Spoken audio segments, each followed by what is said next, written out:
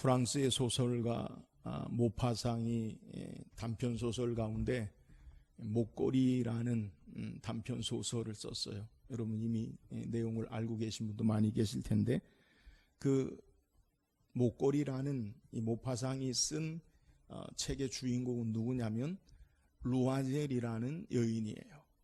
이 루아젤이라는 여인은 가난한 문교부 공무원과 결혼을 해서 살게 되는데, 여인의 마음속에 늘 채워지지 않는 마음의 소원과 그리고 허영과 사치 그리고 부귀영화를 늘 동경해요.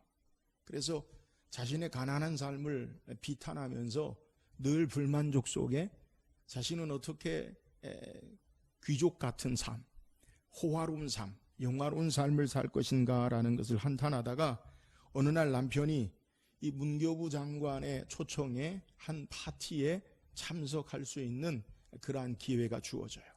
이 루아젤이라는 여인은 자신의 삶이 꿈꾸는 삶은 그런 파티 같은 그러한 삶의 모습이기 때문에 이 남편을 졸라서 예쁜 드레스, 파티에 참석할 만한 옷과 그리고 구두를 장만을 해요. 근데 결정적으로 좋은 옷과 좋은 구두를 신었지만 액세서리, 이 목걸이, 이 장식에 꽂힌 목걸이가 없어요. 이 루아젤이라는 여인이 고민하다가 자신의 친구였던, 가장 좀 잘 사는 친구였던 이 포레스티에게 찾아가서 자기의 사정을 이야기하고 장식품 목걸이를 빌려요. 어떤 목걸이를 빌냐면 다이아몬드 목걸이를 빌려서 그것을 차고 이 문교부 장관의 파티에 남편과 함께 참여해요. 내가 꿈꾸는 삶의 모습, 이것이 바로 이런 모습이다. 흥겨운 파티, 맛난 음식, 사람들과의 사교, 그리고 좋은 옷과 그리고 즐거운 그러한 삶을 누리는 그러한 모습의 파티에 참석하고 집에 돌아와요. 집에 돌아와 보니까 그녀에게 목걸이가 없어져요. 어디에서 잃어버렸는지 알지 못하고 고민하다가 남편과 상의해서 똑같은 목걸이를 사서 이 자기 친구인 포레스티에게 전달하려고 해요. 근데 목걸이 값이요, 너무너무 비싸요. 그 결정하기는 자신이 살고 있는 집들을 팔고 그리고 그것으로 되지 아니해서 이 남편은 문교부 하급 공무원이었는데 직업을 바꾸고 다른 직업을 가지고, 이 여인 루아젤도 이제는 남의 허드렛 일을 하는 사람으로 전락해서 10년 동안 그 빚을 갚게 돼요.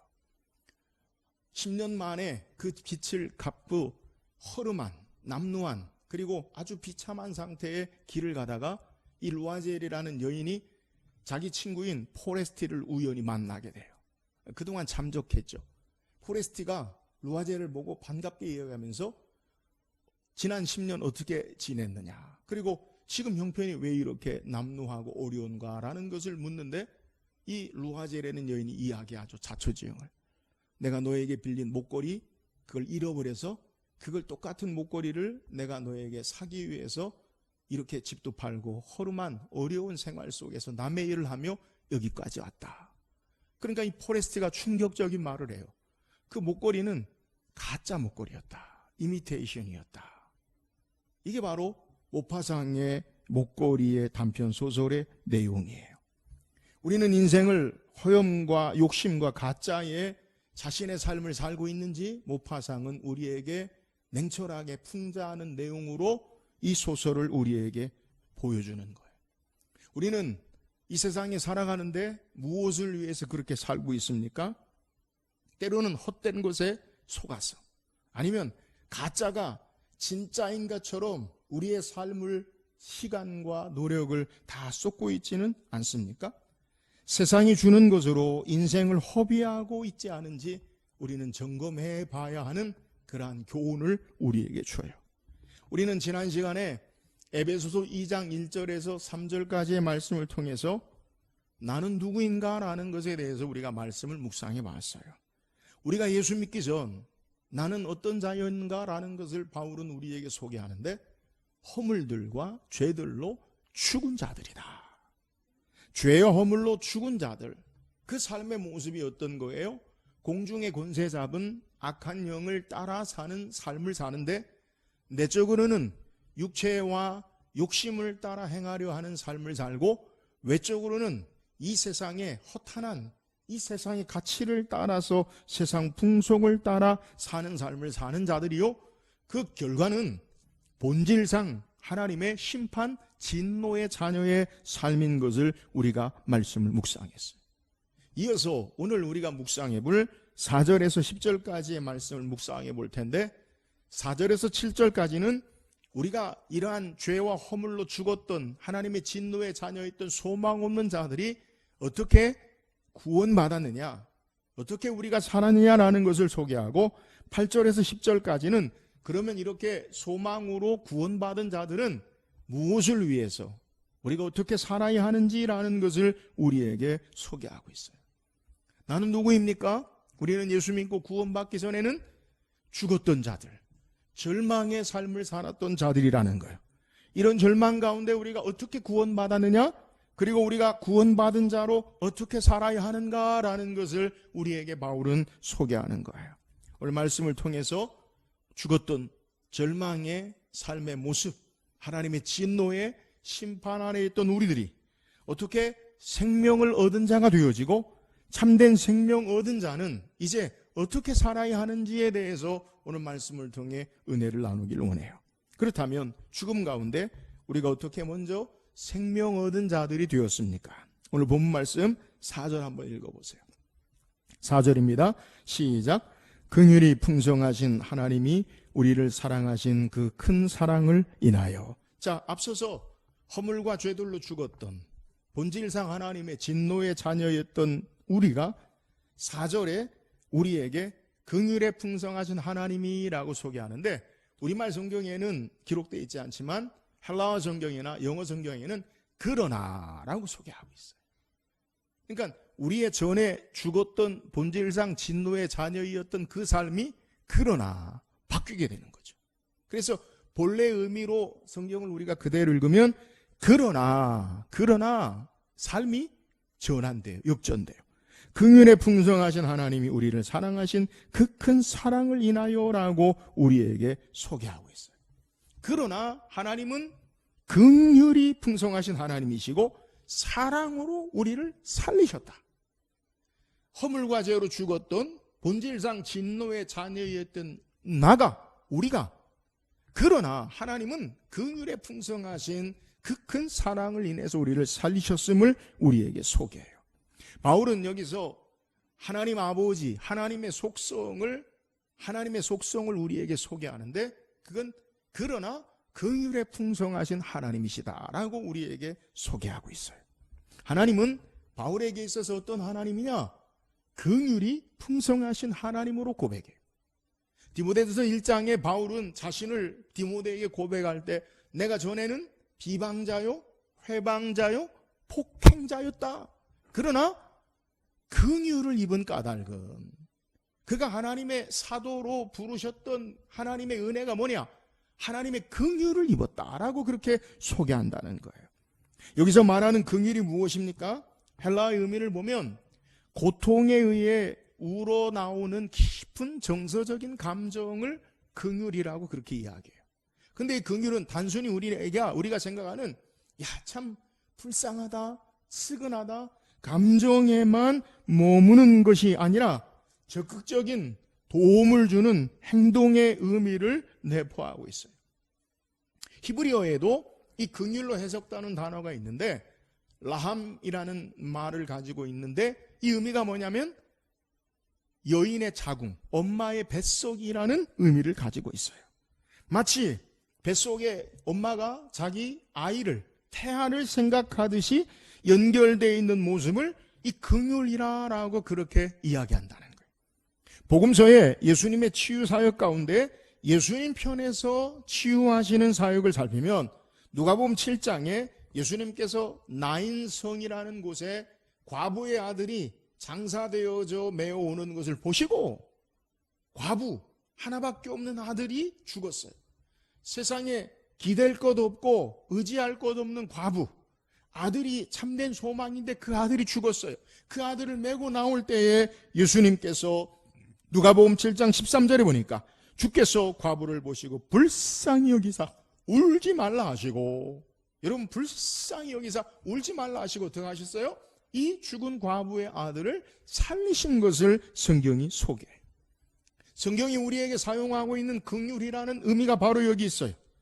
하나님은 인간의 고통에 마음 깊이 같이 함께 움직이시는 분이며, 우리가 하나님과 원수되게 하는 죄에도 불구하고 우리를 돕기를 선택하신 분이 바로 긍휼의 하나님, 긍휼에 풍성하신 하나님이심을 우리에게 소개해요.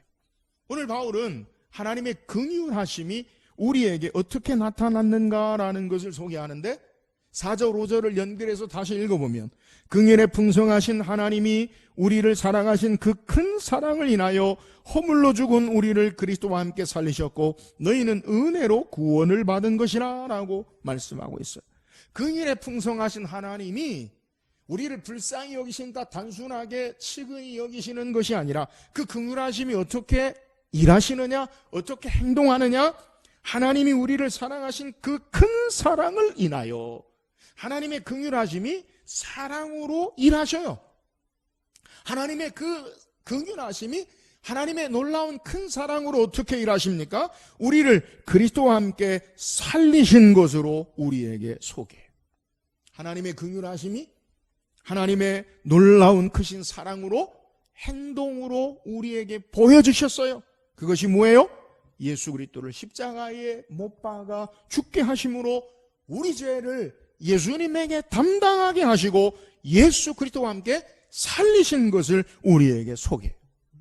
하나님의 긍휼의 하심이 우리에게 사랑으로, 큰 사랑으로 나타나고, 그 사랑은 구체적으로 예수 그리스도의 십자가의 사건을 통해서 우리를 살리셨다라는 것을 우리에게 소개하는 거예요.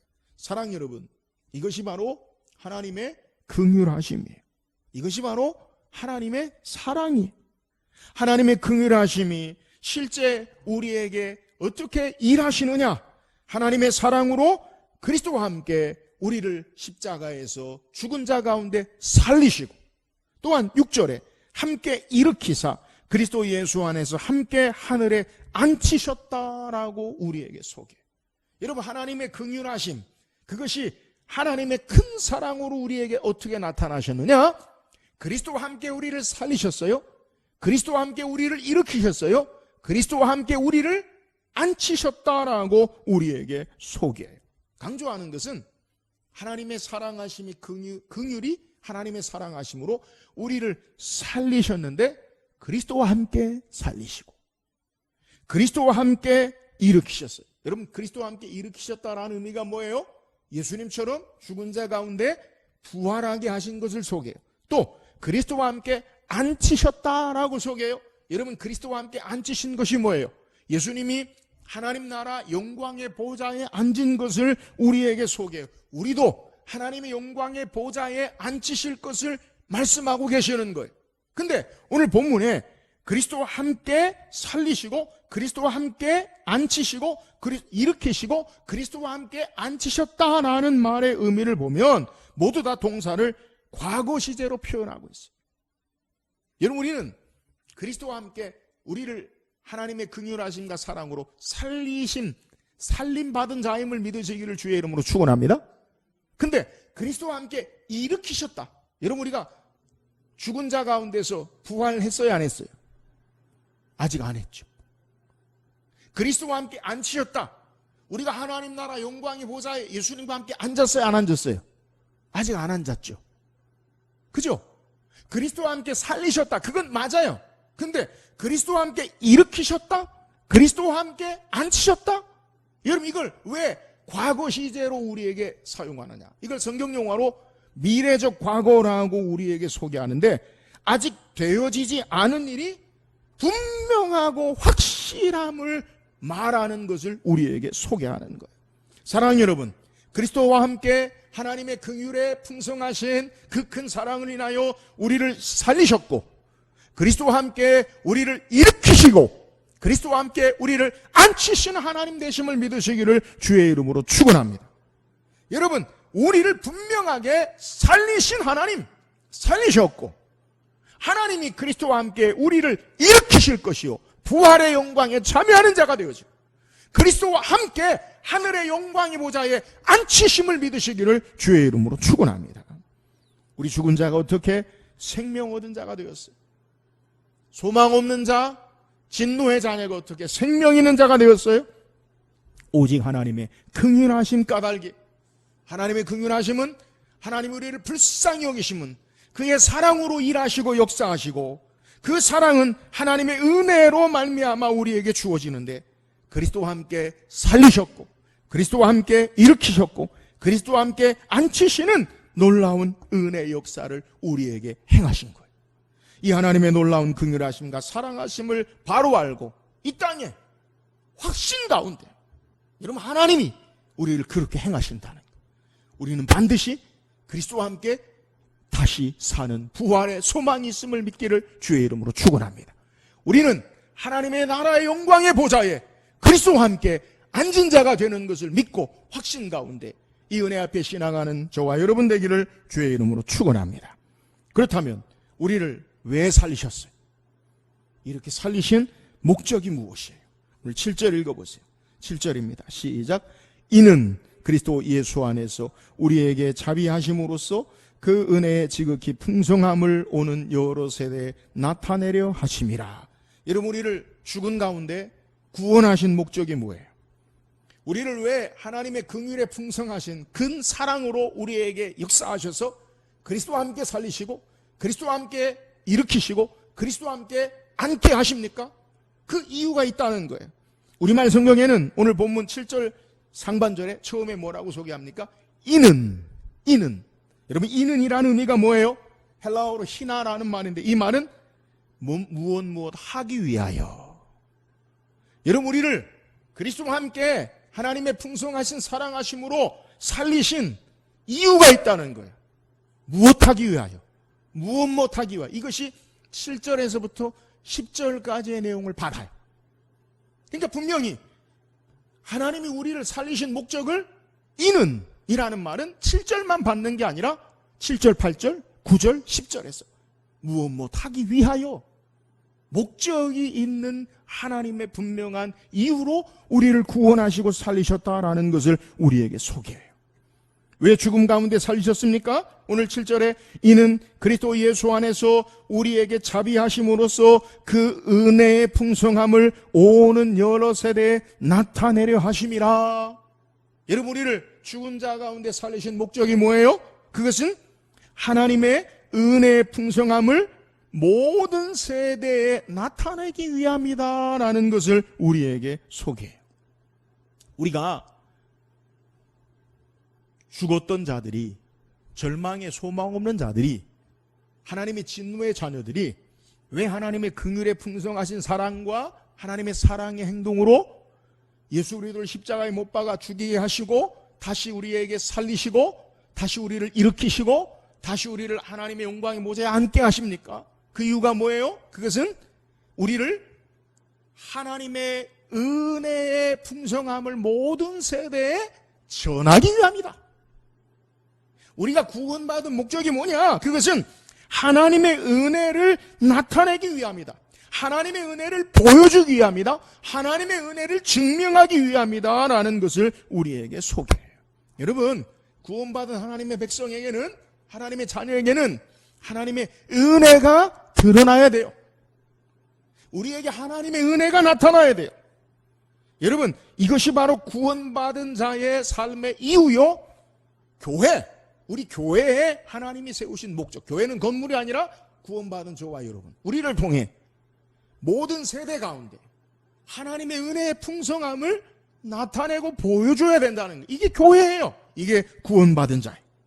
사도행전의 안디옥 교회 시작의 모습을 살펴보면 사도행전 11장 22절 23절에 예루살렘 교회가 이 사람들의 소문을 듣고 바나바를 안디옥까지 보내니 그가 이르러 하나님의 은혜를 보고 기뻐하며 모든 사람에게 굳건한 마음으로 주와 함께 머물러 있으라 권하니. 여러분, 교회는요, 안디옥 교회는 하나님의 은혜가 있음을 보고 바나바가 그것을 예루살렘 교회에 보고한 내용을 우리에게 소개해요. 교회는 하나님의 은혜를 보여줘야 돼요. 여러분, 우리 교회는 하나님의 은혜를 나타내고 보여줘야 돼요. 나는 구원받은 자로 하나님의 은혜를 나타내고 보여주는 삶을 살아야 돼요. 그러면 하나님의 은혜가 어떻게 보여집니까? 성경에 하나님의 은혜가 나타나는 것을 대부분 살펴보면 하나님의 구원하심, 하나님의 일하심, 하나님의 함께하심이 보여지는 것을 은혜가 보여진다라고 그렇게 표현해요. 성경의 믿음의 족장들을 살피면 창세기 21장 22절에 그때 아비멜렉과 그 군대 장관 비골이 아브라함에게 말하 이르되 내가 무슨 일을 하든지 하나님이 너와 함께 계시도다. 이 아비멜렉, 블레셋의 아비멜렉이 아브라함과 평화협정을 맺을 때 뭐라고 이야기하면 하나님이 너와 함께 계시도다. 그렇게 이야기해요. 그의 아들 이삭에게도 창세기 26장 29절 하반절에 너는 여호와께 복을 받은 자니라 라고 화평을 하고, 창세기 39장 3절에 요셉에게 소개할 때 그의 주인이 여호와께서 그와 함께 하심을 보며 여호와께서 그의 범사에 형통케 하심을 보았더라 라고 말씀하고 있어요. 여러분, 하나님의 은혜는 어떻게 보여집니까? 구원으로 일하시고, 능력으로 일하시고, 사랑으로 일하시고, 기도의 응답하심으로 일하시는 것이 보여지는 거예요. 따라서 합시다. 하나님의 은혜는 구원으로 일하시고, 능력으로 일하시고, 사랑으로 일하시고, 기도의 응답하심으로 일하시는 것이 은혜입니다. 따라서 하시라니까. 기도의 응답하심으로 일하시는 것이 은혜입니다. 여러분, 우리의 삶에 이런 역사가 있기를, 은혜가 보여지기를 주의 이름으로 축원합니다. 하나님이 구원의 역사가 나를 통해 드러나고 나타나고, 하나님의 일하심이 우리에게 증거되고 보여지고, 하나님의 사랑하심이 나를 통해 보여지고, 우리 기도에 응답하시고 역사하시는 그 하나님을 보여주는 것, 이것이 바로 하나님의 은혜를 보이는 삶이에요. 여러분, 이게 구원받은 목적이에요. 하나님이 나를 어떻게 구원하셨는가? 하나님 나를 어떻게 사랑하시는가? 하나님 나를 어떻게 도우시는가? 하나님 나를 어떻게 일하시는가? 여러분, 이게 하나님의 은혜를 나타내는 삶이에요. 우리를 하나님이 일하심의 은혜로 통로, 하나님이 일하심을 보여지는 저와 여러분이 되기를 주의 이름으로 축원합니다. 또한 우리를 구원하신 목적이 뭐예요? 8절 9절 읽어보세요.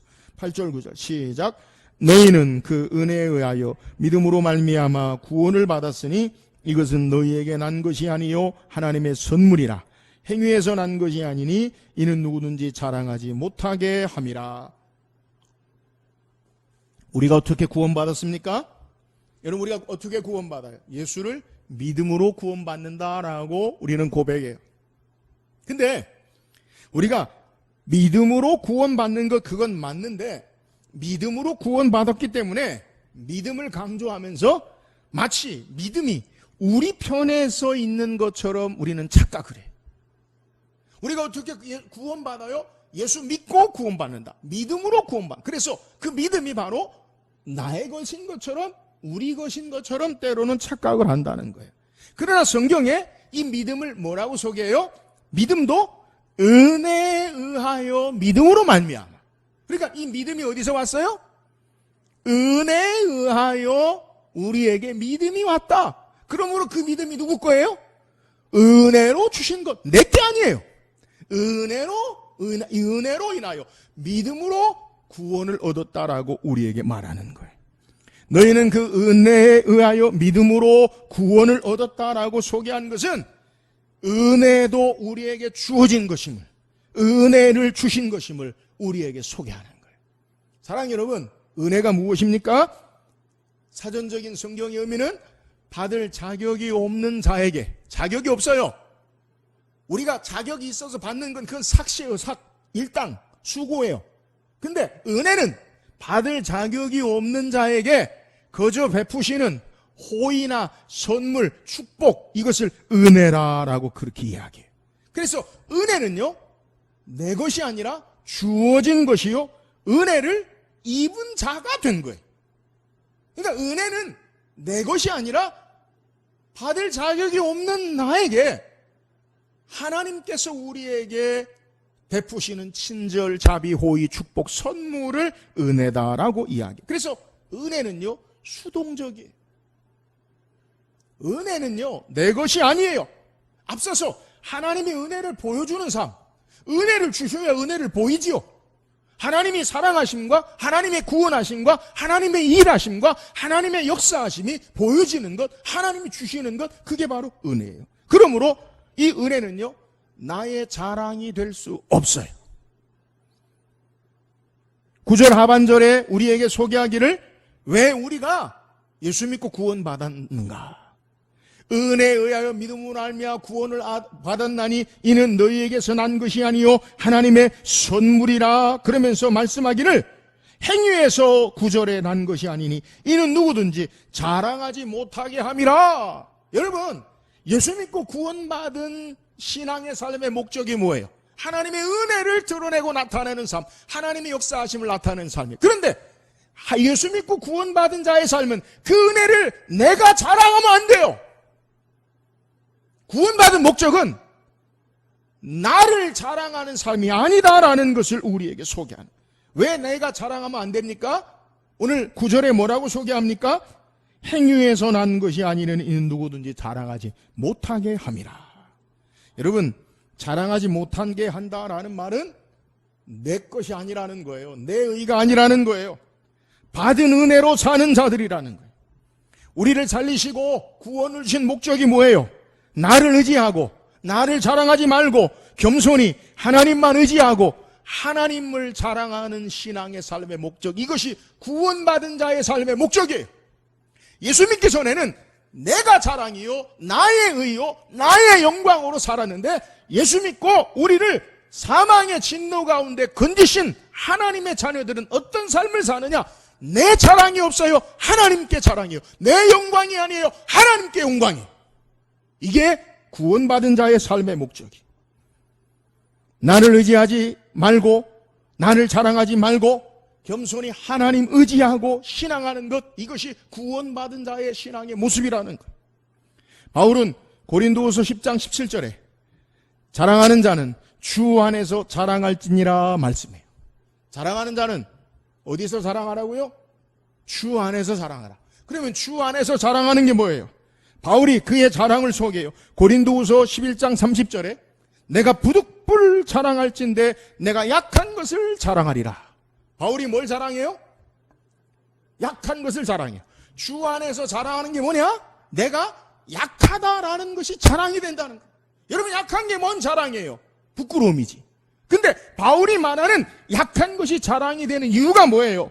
여러분, 성경 찾아보세요. 고린도후서 12장 9절에서 10절 우리 같이 한번 읽어봅시다. 고린도후서 12장 9절에 10절 시작. 나에게 이르시기를 내 은혜가 내게 족하도다.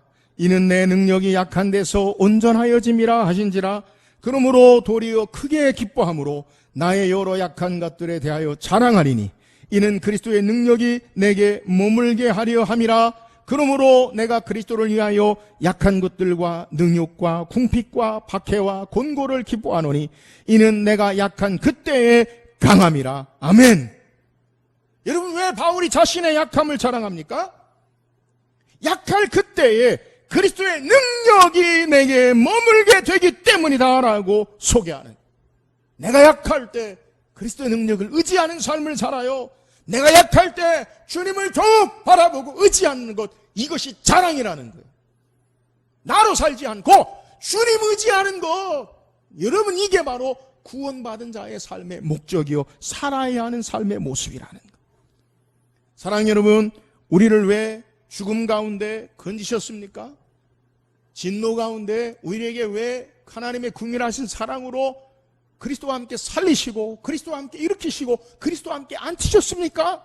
이유가 뭐예요? 하나님이 우리를 구원하신 분명한 목적이 있는데, 나를 자랑하고 세상을 자랑하는 삶이 아니라 은혜를 알고 그리스도를 의지하고 그리스도의 능력 가운데 사는 자들이 되어져야 한다라는 사실을 우리에게 소개하는. 여러분, 이제는 우리는 어떻게 살아야 합니까? 하나님의 능력, 그리스도의 능력 의지하고 사는 자들이 되어야 함을 믿으시기를 주의 이름으로 축원합니다. 예수님은 나는 포도나무여, 요한복음 15장 5절, 나는 포도나무여 너희는 가지니 그가 내 안에 내가 저 안에 있으면 이 사람은 과실을 많이 맺나니 나를 떠나서는 너희가 아무것도 할 수 없음이라. 어떻게 살아야 돼요? 예수 그리스도의 능력으로 예수 안에 사는 자들, 나로 살지 말고 세상에 헛된 것으로 살지 말고 하나님의 공급하시는 그리스도의 능력으로 사는 구원받은 하나님의 자녀가 되는 저와 여러분 되기를 주의 이름으로 축원합니다. 또 우리는 어떻게 살아야 합니까? 10절 읽어보세요. 10절입니다. 시작. 선한 일을 위하여 지으심을 받은 자니 이 일은 하나님이 전에 예비하사 우리로 그 가운데서 행하게 하려 하심이라. 여러분, 우리를 죽음 가운데 절망에서 살리신 목적의 이유가 뭐예요? 먼저 바울은 우리는 그가 만드신 바라. 우리는, 저와 여러분은 그가 누구입니까? 그가 만드신 바라. 누가 만들었어요? 하나님, 성부 하나님. 하나님이 우리를 만드신 바라라고 소개해요. 바울은 감격스럽게 우리는 하나님이 만드신 바라라고 말씀하고 있어요. 여러분, 본문에 만드신 바라라는 말은 그냥 만들었다라는 의미가 아니라 헬라어의 의미를 보면 작품, 솜씨라는 의미를 가지고 있어요. 오늘 성경에 다시 우리는 그가 만드신 바라. 나는 하나님의 작품이다. 따라서 합시다. 나는 하나님의 작품이다. 나는 하나님의 솜씨다. 할렐루야. 누가 하나님의 작품이에요? 내가. 여러분, 흔히 유명한 사람들의 그림이나 예술하는 것, 그것을 작품이라고 말하죠. 그죠? 제가 그림을 그리면 작품이라고 하잖아요. 난 그림을 못 그려요. 근데 유명한 화가가 그림을 그리면 여러분 그 작품이라고 해요.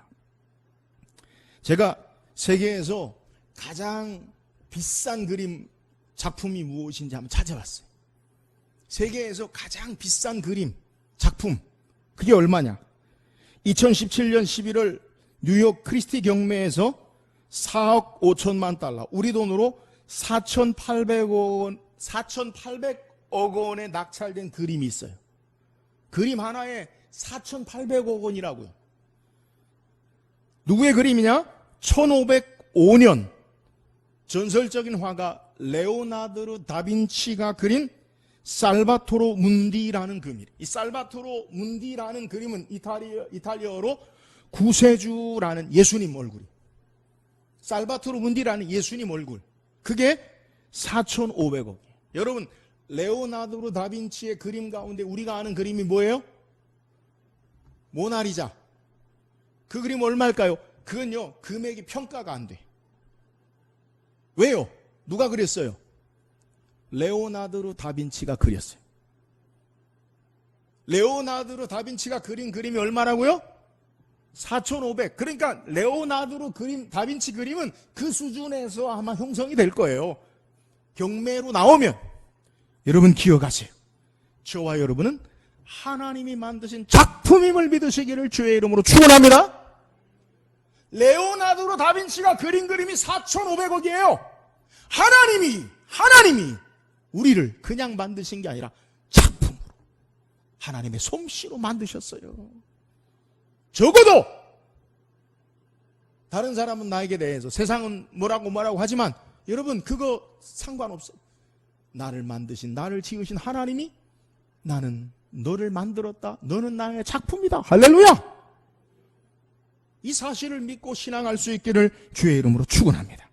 그러면 왜 우리를 하나님이 만드셨어요? 그가 우리를 만드신 바라 무엇하기 위해서요? 오늘 성경이 뭐라고 소개해요? 그리스도 예수 안에서 선한 일을 위하여 지으심을 받은 자니 이 일은 하나님이 전에 예비하사 우리로 그 가운데서 행하게 하려 하심이라. 여러분, 우리를 구원하신 목적이 뭐냐? 그리스도 예수 안에서 선한 일을 행하는 작품으로 만드셨다고요. 그리스도 예수 안에서 선한 일을 행하는 작품이라는 거예요.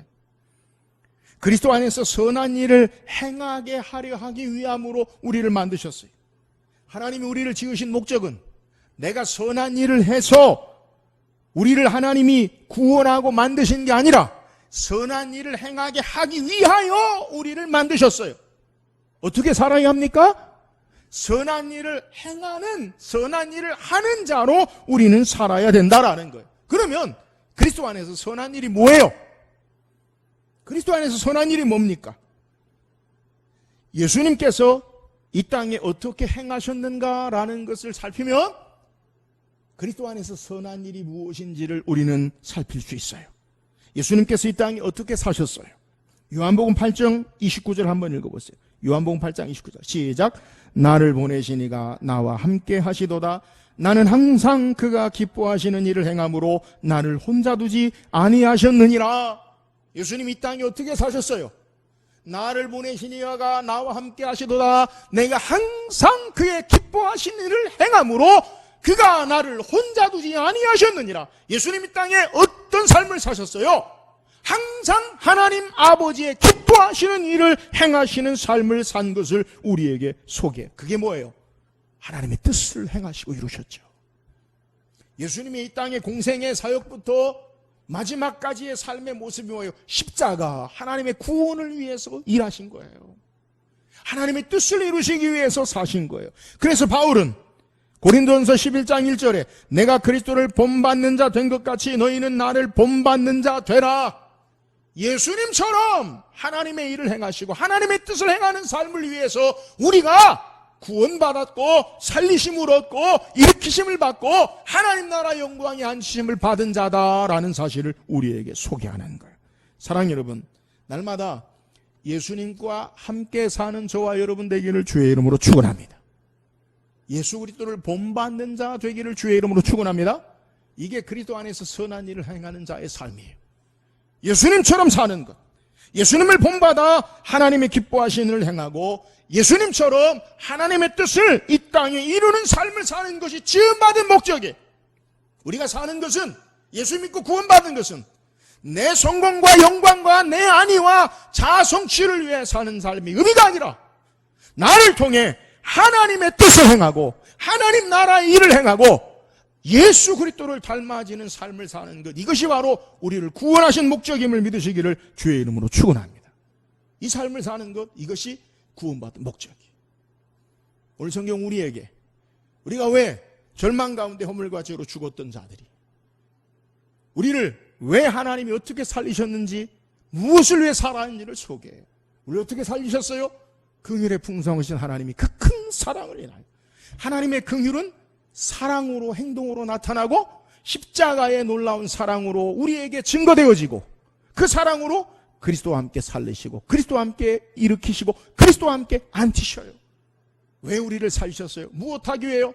하나님의 은혜를, 풍성함을 모든 세대에 전하기 위해 하나님의 은혜를 보여줘야 돼. 하나님의 구원하심, 하나님의 일하심, 하나님의 사랑하심, 하나님의 역사하심을 우리의 삶을 통해 나타나기 위해서 우리를 구원하셨어요. 우리를 무엇하기 위해 구원하셨어요? 구원의 목적이 뭐예요? 나로 자랑하는 삶을 살지 말라. 그게 뭐예요?